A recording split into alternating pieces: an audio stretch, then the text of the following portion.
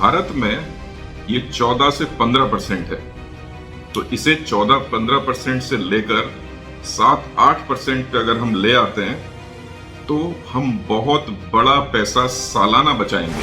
Food का जो produce हम करते हैं उसमें फूड ग्रेन्स से लेके फल सब्जियां सब चीजें शामिल हैं, वो बर्बाद हो जाते हैं इनएफिशिएंट लॉजिस्टिक्स मैनेजमेंट की वजह से। देखिए, न्यूज टुडे नेटवर्क में हमारा एक विशेष कार्यक्रम है अर्थचक्र। अर्थचक्र में हम हमेशा अपने व्यूअर्स को ये बताने का प्रयास करते हैं कि अर्थ के क्षेत्र में, यानी कि फाइनेंस के क्षेत्र में और इकोनॉमिक्स के क्षेत्र में भारत में और दुनिया में क्या चल रहा है। तो अभी रिसेंटली हमारे माननीय प्रधानमंत्री श्री नरेंद्र मोदी जी ने 17 सितंबर को नेशनल लॉजिस्टिक्स पॉलिसी को अनवेल किया है। इसके बारे में लोगों की बहुत सारी क्वेरीज हैं, लोग जानना चाहते हैं इस बारे में, तो हमने निर्णय लिया कि हम इस बारे में एक डिटेल्ड वीडियो बनाते हैं जिससे कि आपको नेशनल लॉजिस्टिक्स पॉलिसी क्या है उसके बारे में जानकारी मिल पाएगी। साथ ही साथ आप ये भी समझ पाओगे कि इस पॉलिसी का भविष्य के भारत पे क्या इम्पैक्ट होने वाला है। आप सबका इस वीडियो में स्वागत है और I hope you are going to enjoy this particular video.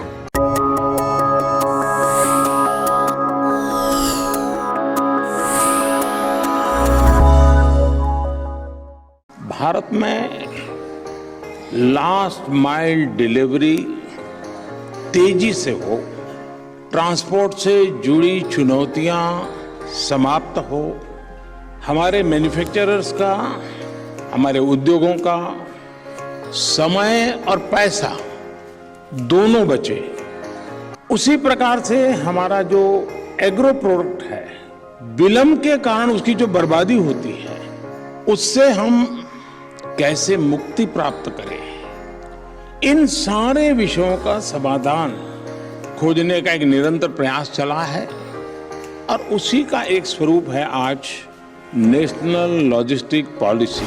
आप सभी को याद होगा कि पिछले बजट में हमारे फाइनेंस मिनिस्टर श्रीमती निर्मला सीतारमण ने गति शक्ति योजना की बात की थी और गति शक्ति योजना का जो सारा फोकस था दैट वाज ऑन कितनी तेजी से हमारे व्हीकल्स जो सामान को इधर से उधर ले जाते हैं एक जगह से दूसरी जगह तक जा सकते हैं। और ये सारी संकल्पना और योजना इस बात पे निर्धारित की गई थी कि हमें अपने माल के ढुलाव की गति बढ़ानी है, इसीलिए इसे नाम दिया गया था गति शक्ति। अब उसी गति शक्ति को ध्यान में रखते हुए हमारे माननीय प्रधानमंत्री श्री नरेंद्र मोदी जी ने 17 सितंबर को नेशनल लॉजिस्टिक्स पॉलिसी की घोषणा की है। नेशनल लॉजिस्टिक्स पॉलिसी बहुत इंपॉर्टेंट इसलिए है क्योंकि जहां विकसित देशों में जो कॉस्ट है लॉजिस्टिक्स की, यानी कि सामान को एक जगह से दूसरी जगह ले जाने की, वो सिर्फ 7 से 8% है जीडीपी की, जबकि भारत में ये 14 से 15% है। तो इसे 14-15% से लेकर 7-8% अगर हम ले आते हैं तो हम बहुत बड़ा पैसा सालाना बचाएंगे। इसी वजह से ये नेशनल लॉजिस्टिक्स पॉलिसी का अनावरण किया गया है।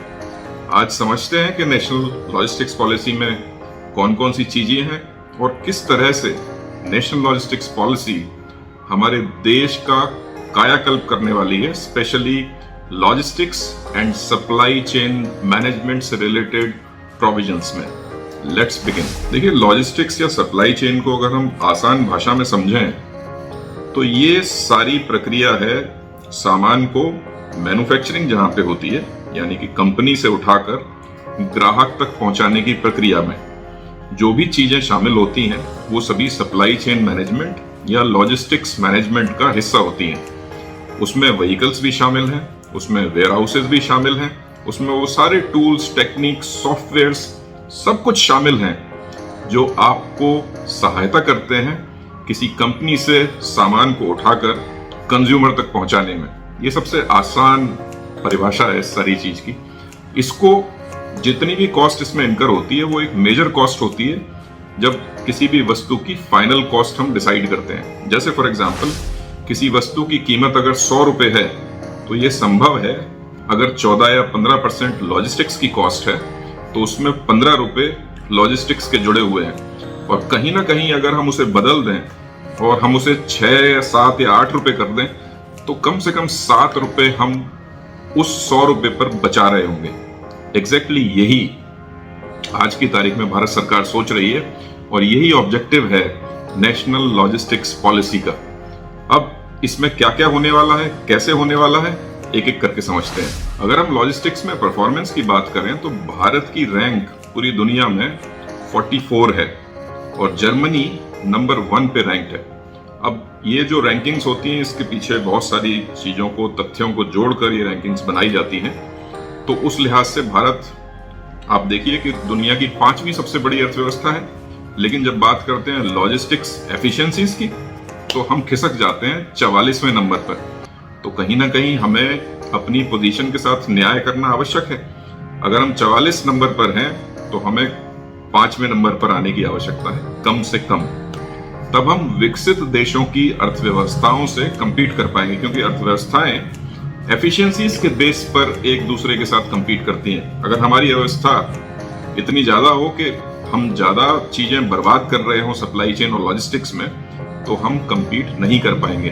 हमें ज्यादा एफिशिएंट अर्थव्यवस्था होने के लिए लॉजिस्टिक्स सप्लाई चेन को ज्यादा इफेक्टिव और एफिशिएंट बनाना है। अगर आप 2018 के डेटा की बात करें तो दुनिया भर में लॉजिस्टिक्स लगभग 4.3 ट्रिलियन यूएस डॉलर्स की इंडस्ट्री थी और भारत सरकार के डेटा के मुताबिक भारत की जीडीपी का लगभग 14% हम लॉजिस्टिक्स और सप्लाई चेन पर खर्च करते हैं। और हमारे यहाँ गुजरात, हरियाणा और पंजाब सबसे ज्यादा एफिशिएंट हैं अगर आप बात करें लॉजिस्टिक्स और सप्लाई चेन मैनेजमेंट की। अगर आप इनएफिशिएंसीज और वेस्टेजेस की बात करें तो लगभग 16% फूड का जो प्रोड्यूस हम करते हैं उसमें फूड ग्रेन्स से लेके फल, सब्जियां, सब चीजें शामिल हैं, वो बर्बाद हो जाते हैं इनएफिशिएंट लॉजिस्टिक्स मैनेजमेंट की वजह से।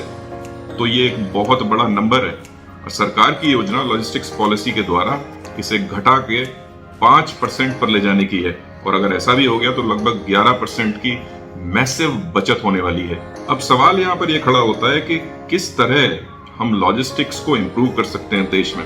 देखिए, सबसे बड़ी समस्या ये है कि हमारे यहाँ लॉजिस्टिक्स फ्रेगमेंटेड है और अनऑर्गेनाइज्ड है, यानी कि सामंजस्य का नितांत अभाव है। जैसे लॉजिस्टिक्स या सप्लाई चेन में अलग अलग चीजों की हिस्सेदारी होती है। जैसे एक तो रोड ट्रांसपोर्ट है जिसमें आप देखते हैं ट्रक्स एक जगह से सामान को दूसरी जगह लेकर जाते हैं। दूसरा लोकोमोटिव्स यानी कि रेल के द्वारा भी सामान जाता है, हवाई जहाज के द्वारा भी सामान जाता है, जल के रास्ते भी सामान जाता है। साथ ही साथ जगह जगह वेयर हाउसेज बनते हैं जहां पर इस सामान को रखा जाता है, स्टोर किया जाता है और उसके बाद ये अपने गंतव्य तक पहुंचता है। तो इसमें आप देखिए बहुत सारी पार्टीज हैं।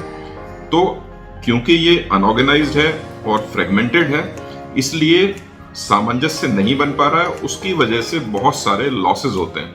अगर हम इस सारी व्यवस्था को इंटीग्रेट कर दें, एक रूपता में ले आए, तो हमारी एफिशिएंसीज बहुत इंप्रूव हो जाएंगी। अब सवाल ये उठता है कि लॉजिस्टिक्स मैनेजमेंट में यानी कि नेशनल लॉजिस्टिक्स पॉलिसी में हम चीजों को, व्यवस्थाओं को कैसे दुरुस्त करने वाले हैं, भारत की आखिर रणनीति क्या है। तो सबसे पहले तो ये है कि सारी व्यवस्था में टेक्नोलॉजी का इंटीग्रेशन किया जाना है और टेक्नोलॉजी में सबसे ज्यादा इस्तेमाल होने वाली टेक्नोलॉजी इस पर्टिकुलर एरिया में रहेगी आर्टिफिशियल इंटेलिजेंस और ब्लॉकचेन। अगर आप आर्टिफिशियल इंटेलिजेंस की बात करें तो ये मशीनों के सीखने से संबंधित है, मशीन लर्निंग से संबंधित है। और जब मशीनें सीखती हैं तो वो एफिशिएंट होती चली जाती हैं। आर्टिफिशियल इंटेलिजेंस के केस में अगर हम मानव चीजों को हैंडल करता है तो उसमें त्रुटि की गुंजाइश होती है, वो त्रुटि की गुंजाइश कम हो जाती है आर्टिफिशियल इंटेलिजेंस के केस में और आप रियल टाइम मॉनिटरिंग कर सकते हैं ऑलमोस्ट हर चीज की। साथ ही साथ अगर ब्लॉकचेन्स को इसमें यूज करें, आपने ब्लॉकचेन्स का नाम सुना होगा, और ब्लॉकचेन्स रिलेटेड होते हैं एक करेंसी के साथ, दैट इज क्रिप्टो करेंसी। सारी की सारी क्रिप्टो करेंसीज ब्लॉकचेन्स पे बनती हैं, लेकिन ब्लॉकचेन्स का महत्व सिर्फ क्रिप्टो करेंसी तक नहीं है, इसका महत्व उसके आगे है। और ये टेक्नोलॉजी ऐसी है जिसका इस्तेमाल बहुत जगह किया जा सकता है चीजों को बेहतर बनाने के लिए। तो ब्लॉकचेन्स का इस्तेमाल भी गवर्नमेंट यहाँ पर करने वाली है। इस्तेमाल कैसे होगा? देखिए, ब्लॉकचेन्स का काम क्या होता है कि ब्लॉक्स जो है वो एक डेटा स्टोर करने का पैच होता है और बहुत सारे ब्लॉक्स को जब आप इकट्ठा कर देते हैं, डेटा ब्लॉक्स को, तो वो बन जाती है ब्लॉकचेन। तो जब सप्लाई चेन लॉजिस्टिक्स में आप इसे इस्तेमाल करेंगे तो डिफरेंट लेवल्स पर आप डेटा स्टोर करते चले जाएंगे और डेटा की एक चेन बना देंगे। वहां पे ट्रैकिंग आर्टिफिशियल इंटेलिजेंस और ब्लॉकचेन्स की मदद से बहुत आसान हो जाएगी और सारा का सारा सिस्टम इंटीग्रेट हो जाएगा। इसमें एक और महत्वपूर्ण बात यह है कि वेयर हाउसेस को इंप्रूव करने पर भी पूरा ध्यान दिया जाएगा नेशनल लॉजिस्टिक्स पॉलिसी पे। वेयर हाउसेस में अगेन बहुत सारे फंक्शंस होते हैं। जैसे वेयर हाउस में एक तो शिपमेंट आता है, यानी कि सामान वेयर हाउस में आएगा तो आने की प्रक्रिया है, फिर उस सामान को स्टोर किया जाएगा वहां पर, वो स्टोरेज की प्रक्रिया है, फिर उस सामान को within the warehouse handle किया जाएगा, यानी कि वेयर हाउस में भी वो कभी एक जगह से उठाकर दूसरी जगह रखा जाता है और उसके बाद वो सामान वेयर हाउस से निकलेगा और फिर उसके बाद उस वेयर हाउस की व्यवस्था है कि उसमें सामान वो ठीक से बना रहे। तो उसकी सुरक्षा से संबंधित व्यवस्था है, उसके रखरखाव से संबंधित व्यवस्था है, वो सारी चीजें कॉस्ट होती हैं। तो उन कॉस्ट को कम रखना और उसमें जो बर्बादी होती है उसे मिनिमाइज करना वेयर हाउसिंग का नंबर 1 ऑब्जेक्ट होता है। तो लॉजिस्टिक्स पॉलिसी में वेयर हाउसेस के मॉडर्नाइजेशन किए जाने का प्रावधान है। इससे होगा क्या कि जो हमारी वेयर हाउसिंग कॉस्ट है वो कम हो जाएंगी। साथ ही साथ इसमें कोल्ड चेन्स बनाने का भी प्रोविजन है। कोल्ड चेन्स स्पेशली बहुत महत्वपूर्ण होती हैं जब आप डेयरी प्रोडक्ट्स को, वेजिटेबल्स को, फ्रूट्स को, मीट प्रोडक्ट्स को एक जगह से दूसरी जगह ले जाते हैं। तो उन्हें सही अवस्था में बनाए रखने के लिए आपको कोल्ड चेन्स की आवश्यकता होती है, जो रेफ्रिजरेटेड व्हीकल्स होते हैं और रेफ्रिजरेटेड स्टोरेजेस होते हैं। जब आप रेफ्रिजरेटेड माहौल में उन सारी चीजों को रखेंगे तो वो खराब नहीं होंगी, पेरिश नहीं होंगी, तो पेरिशेबिलिटी खत्म हो जाएगी उसकी। तो ये दोनों व्यवस्थाओं को दुरुस्त करने का प्रावधान हमारे लॉजिस्टिक्स पॉलिसी में किया जा रहा है। इसके बाद एक और महत्वपूर्ण कार्य जो सारी चीज में किया जा रहा है वो ये है कि डेटा एनालिटिक्स के सेंटर स्टेब्लिश किए जाएंगे। देखिए, जब भी सामान मान लीजिए फैक्ट्री प्रेमाइसेस को छोड़ता है और वहां से लेके कंज्यूमर तक पहुंचता है तो उसके बीच में बहुत सारी चीजें होती हैं। सामान रोड पर भी चलेगा, हो सकता है जहाज पे भी चले, कहीं जाकर रखा जाए वेयर हाउस में, फिर वहां से निकलेगा, फिर दूसरे वेयर हाउस में पहुंचेगा। तो ये सारी प्रक्रिया बहुत सारा डेटा जनरेट करती है। डेटा क्या होगा कि भाई आपका व्हीकल कितने बजे कहां से निकला, उसका लोड क्या है, फिर वो कितना लोड एक पॉइंट पे ड्रॉप करके गया, फिर दूसरे पॉइंट पे कितना लोड उसने ड्रॉप किया, जहां पे ड्रॉप किया वहां की क्या एफिशिएंसी थी। बहुत सारा डेटा जनरेट हो जाएगा।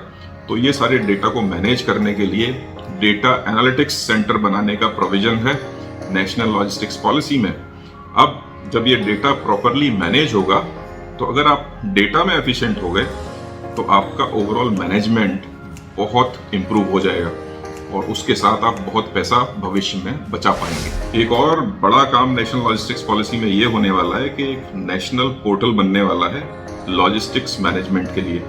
उस नेशनल पोर्टल में आपके वेयर हाउसेस जितने लोग हैंडल कर रहे हैं, वेयर हाउसिंग डिपार्टमेंट्स जितने हैं, वो सब उसमें शामिल होंगे। उसके थ्रू वो लॉग इन करके सारी चीजें देख सकते हैं। इसके अलावा शिपिंग एक्सपर्ट का मतलब जो लोग एक जगह से दूसरी जगह सामान को पहुंचाते हैं, तो शिपिंग एक्सपर्ट्स भी इसमें शामिल होंगे, ब्रोकर्स भी इसमें शामिल होंगे, डिफरेंट गवर्नमेंट डिपार्टमेंट्स भी इसमें शामिल होंगे और ये सब उस पोर्टल के थ्रू ऑपरेट करेंगे। तो एक पोर्टल होगा, उसके माध्यम से सारी की सारी पार्टीज जो इस प्रक्रिया में इन्वॉल्व हैं वो ट्रांजैक्शंस करेंगी, डील करेंगी। तो ये यूनिफिकेशन हो जाएगा।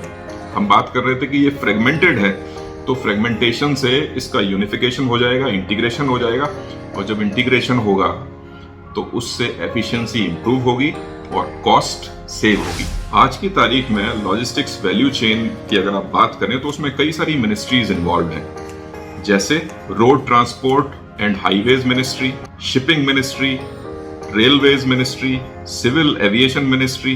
तो ये सारी मिनिस्ट्रीज अलग अलग लेवल पे अपने काम को करती हैं। नई व्यवस्था ये होने वाली है कि इन सबको इंटीग्रेट किया जाएगा। इसके साथ ही कुछ सरकारी विभाग भी इसमें इन्वॉल्व होते हैं, जैसे central drug standard control organisation, the food standard and safety authority of India, जो अलग अलग जगह पर स्टैंडर्ड्स को चेक करने का काम करते हैं। तो इनको भी यूनिफाई कर दिया जाएगा, प्रोसेस में इंटीग्रेशन का हिस्सा होंगे। ये सारे सरकारी विभाग जब मिलकर काम करेंगे तो डेफिनेटली नेशनल लॉजिस्टिक्स पॉलिसी की मदद से हमारी एफिशिएंसी इंप्रूव हो जाएगी।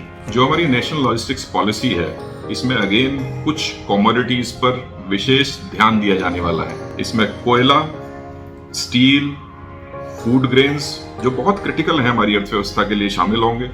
साथ ही साथ iron ore, steel, cement, fruits, vegetables, ये सारे फोकस एरिया होने वाले हैं नेशनल लॉजिस्टिक्स पॉलिसी का। इन सारी चीजों में क्योंकि बर्बादी बहुत ज्यादा है, अगर हम एफिशिएंसी ले आएंगे तो भारत बहुत सारा पैसा इस मामले में बचा पाएगा। अगेन एक और प्रॉब्लम जो देखने में आती है वो ये है कि भारत में जो लॉजिस्टिक्स मैनेजमेंट का सिस्टम है वो क्लस्टर्स में डिवाइडेड है। क्लस्टर्स यानी कि नॉर्थ इंडिया में एक सेपरेट क्लस्टर चल रहा है, वेस्ट में सेपरेट क्लस्टर चल रहा है, ईस्ट में सेपरेट कल्चर चल रहा है, नॉर्थ ईस्ट में एक सेपरेट क्लस्टर चल रहा है, साउथ में सेपरेट क्लस्टर चल रहे हैं। तो जैसे आप महाराष्ट्र और गुजरात या एमपी के कुछ एरियाज को आप जोड़ें तो वहां पे एक सेपरेट क्लस्टर चलता है। नॉर्थ इंडिया में दिल्ली, हरियाणा, राजस्थान एक सेपरेट क्लस्टर चलता है। तो अब नई व्यवस्था में इन सारे क्लस्टर्स की यूनिफिकेशन की व्यवस्था भी की जा रही है, जिससे इंटीग्रेशन हो पाए। और इंटीग्रेशन की बात हम पहले भी कर चुके हैं। इंटीग्रेशन से हमारी कॉस्ट सेव होगी। जो हमारी नेशनल लॉजिस्टिक्स पॉलिसी है उसका एक और मेजर ऑब्जेक्टिव क्या है कि हमें जितनी चीजें शामिल हैं, right from place of origin यानी कि जहां से कोई सामान बनकर तैयार होता है और जहां पे वो कंज्यूम होता है, उन दोनों के बीच में जितनी भी चीजें आती हैं उन सब को इंटीग्रेट करना है। ये संभव है कि कोई कार चेन्नई में बने और उसकी डिलीवरी श्रीनगर में हो, जो कि जम्मू कश्मीर में है। तो चेन्नई में बनने के बाद उस कार का शिपमेंट चेन्नई से लेकर श्रीनगर तक कैसे होगा? हर मोमेंट पे वो व्हीकल ट्रैक होगा जिसमें वो कार जा रही है और किस अवस्था में जा रही है, कैसे लोड हुई है, कैसे डिलीवर हुई है, क्या कॉस्ट इन्वॉल्व है उस सारी चीज में। ये सारी की सारी चीजें ट्रैक की जा सकेंगी। और समझिए जैसे आप नारियल पानी पीते हैं नॉर्थ इंडिया में बैठकर, ये नारियल पानी मोस्टली कर्नाटका, तमिलनाडु से आता है। तो वहां पे हार्वेस्टिंग होगी जब कोकोनट की, उसके बाद उसे लोड किया जाएगा और फिर किस तेजी के साथ उसे डिलीवर किया जा सकता है, क्योंकि ये पेरिशेबल कमोडिटीज होती हैं। कई बार प्याज आप देखते हैं जो महाराष्ट्र से आती है, नासिक में प्याज बहुत होती है, उसके बाद वो पूरे कंट्री में शिप होती है। तो उसके शिपमेंट में अगर एफिशिएंसी हम मेंटेन कर पाएंगे तो सारी की सारी व्यवस्था दुरुस्त हो जाएगी, बर्बादी भी बचेगी, साथ ही साथ एफिशिएंसी के साथ सामान एक जगह से दूसरी जगह जा पाएगा। तो बहुत पैसे की बचत होगी। एक तो बर्बादी वाले पैसे की बचत, दूसरा एफिशिएंसी के साथ कम समय में सामान वहां पहुंचेगा। बहुत सारी बचत ओवरऑल नेशनल लॉजिस्टिक्स पॉलिसी के माध्यम से संभव है। एक और व्यवस्था नेशनल लॉजिस्टिक्स पॉलिसी में की जा रही है कि भाई ये भी आइडेंटिफाई किया जाएगा कि किस वस्तु के लिए कौन सा ट्रांसपोर्टेशन मीडियम बेहतर रहेगा। जैसे फॉर एग्जांपल अगर बात करें कोयले को शिप करने की, तो कोयले को आप हवाई जहाज से नहीं ले जा सकते। कोयले के लिए आपको ट्रेन्स बेस्ट होती हैं, क्योंकि वो बहुत सारी बोगी उसमें लगी होती हैं, बहुत सारी क्वांटिटी में वो सामान को ले जा सकती हैं। तो कम पैसे में आप कोल को छत्तीसगढ़ से श्रीनगर पहुंचा सकते हैं। लेकिन अगर आप उसे लोड करने लगेंगे हवाई जहाज में तो वो बहुत पैसा भी लगेगा। It will be very costly, क्योंकि एयर ट्रेवल बहुत महंगा है, मुश्किल है। तो इस व्यवस्था में ये भी आइडेंटिफाई किया जाएगा कि किस वस्तु के लिए कौन सा ट्रांसपोर्टेशन मीडियम बेहतर रहेगा। फलों सब्जियों के केस में कौन सा ट्रांसपोर्टेशन मीडियम बेहतर रहेगा। अब इसमें रेलवेज की, रोड की, एयर की, जल से ट्रांसपोर्ट जो होता है उसकी, इन सारी व्यवस्थाओं की आइडेंटिफिकेशन किया जाएगा कि भाई कौन सी व्यवस्था किस चीज के लिए बेहतर है, और उसी व्यवस्था का इस्तेमाल करते हुए कम से कम समय में वेस्टेज को मिनिमाइज करते हुए सामान को एक जगह से दूसरी जगह पहुंचाया जाएगा। एक और मेजर ऑब्जेक्टिव जो हमारी नेशनल लॉजिस्टिक्स पॉलिसी का है वो ये है कि जब सामान को हम एक जगह से दूसरी जगह ले जाएं तो उसका कार्बन फुटप्रिंट मिनिमम होना चाहिए। अब भाई ये कार्बन फुटप्रिंट क्या होता है? कार्बन फुटप्रिंट होता है बेसिकली कितना पोल्यूशन यानी कि कार्बन का एमिशन, यानी कितना कार्बन निकलता है जब आपका वाहन चलता है, उस एमिशन को मिनिमाइज करना है। तो एक ऑब्जेक्टिव ये भी लेकर चल रहे हैं कि हमारी जो सप्लाई चेन्स हो वो कार्बन का उत्सर्जन कम से कम करें, कार्बन न्यूट्रल हो। अब इसमें देखिए कि करंटली हमारा सरफेस ट्रांसपोर्ट मिनिस्ट्री बहुत प्रमोट कर रहा है इलेक्ट्रिक व्हीकल्स को। आने वाले समय में हमारा हाइड्रोजन के ऊपर भी फोकस है। ग्रीन हाइड्रोजन में ऑलरेडी बड़े मैसिव इन्वेस्टमेंट्स हो रहे हैं, रिलायंस भी इन्वेस्ट कर रही है, अदानी भी इन्वेस्ट कर रही है, कुछ और प्लेयर्स भी इन्वेस्ट कर रहे हैं। तो तो भविष्य में हमारे पास ग्रीन हाइड्रोजन की भी सफिशिएंट उपलब्धता होगी। साथ ही साथ इलेक्ट्रिक व्हीकल्स भी सड़कों पर दौड़ेंगे, तो इससे हमारी सप्लाई चेन से जो कार्बन का उत्सर्जन है, कार्बन फुटप्रिंट है, वो भी कम होगा। तो एक ऑब्जेक्टिव ये भी है कि भाई हमारी जो सप्लाई चेन्स हैं उन्हें हम ग्रीन बनाएं, जिससे कि वो बहुत ज्यादा पोल्यूशन ना करें, क्योंकि बहुत ज्यादा पोल्यूशन होता है तो ऑफ कोर्स देश में लोगों को कष्ट होता है। देखिए, पोल्यूशन कभी भी कोई अच्छी चीज नहीं है, तो इसे मिनिमाइज करने के लिए भी इस नेशनल लॉजिस्टिक्स पॉलिसी में प्रोविजंस किए जा रहे हैं। वेहिकुलर नॉइज, एमिशंस और वेस्टेजेस, इन तीनों को ग्रीन सप्लाई चेन्स की मदद से कंट्रोल किए जाने का प्रोविजन है। तो कार्बन फुटप्रिंट जब कम होगा, एमिशंस भी कम होंगे, वेस्टेजेस भी कम होंगे और साथ ही साथ साउंड पोल्यूशन यानी कि नॉइज भी कम होगी। एक और खास बात यह है कि जो वेहिकुलर एमिशन है वो ही सिर्फ इसका हिस्सा नहीं है, इसके अलावा जो लॉजिस्टिक्स में भी लगभग 10% कार्बन उत्सर्जन होता है। टोटल अगर आप कार्बन उत्सर्जन की बात करें लॉजिस्टिक्स में, तो वेयर हाउसेस के केस में भी ये देखा जाएगा कैसे वेयर हाउसेस को ज्यादा एफिशिएंटली मैनेज किया जाए।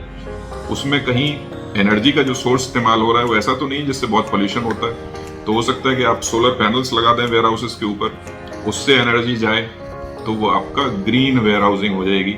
तो इसके प्रोविजंस भी नेशनल लॉजिस्टिक्स पॉलिसी में किए जा रहे हैं। अब ओवरऑल अगर आप देखें तो ये सारे काम का जो इम्पैक्ट है ना बहुत बड़ा होने वाला है। आप देखिए, भारत की जो अर्थव्यवस्था है वो लगभग $3.5 ट्रिलियन की व्यवस्था है। अब 5वीं दुनिया की सबसे बड़ी अर्थव्यवस्था है। हमारे खर्चे लॉजिस्टिक्स पर कितने हो रहे हैं, जो मैंने आपको बताया था 14 से 15%। अगर हम उन्हें कम कर 7 से 8% पे ले जाते हैं तो हम 7% से 8% सालाना जीडीपी पे बचा पाएंगे। अगर आप इसके इम्पैक्ट को जोड़ें तो ये लगभग $20 बिलियन होगा, उससे ज्यादा भी हो सकता है, 21-22 बिलियन भी हो सकता है, और ये बहुत बड़ा पैसा है मैं आपको बताऊं।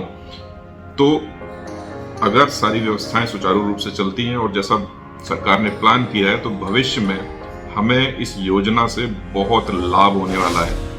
और अगर आपको ये वीडियो, इसमें दी जाने वाली जानकारी पसंद आई है तो आप हमारे चैनल को लाइक कर सकते हैं, सब्सक्राइब कर सकते हैं, साथ ही साथ इस वीडियो को दूसरे लोगों को भी शेयर कर सकते हैं जो इस बारे में इंटरेस्ट रखते हैं या जानना चाहते हैं। Thank you. ऐसी ही इंफॉर्मेटिव वीडियोस के लिए देखते रहिए न्यूज़ टुडे नेटवर्क और हमारे चैनल को लाइक, शेयर, सब्सक्राइब करना ना भूलें।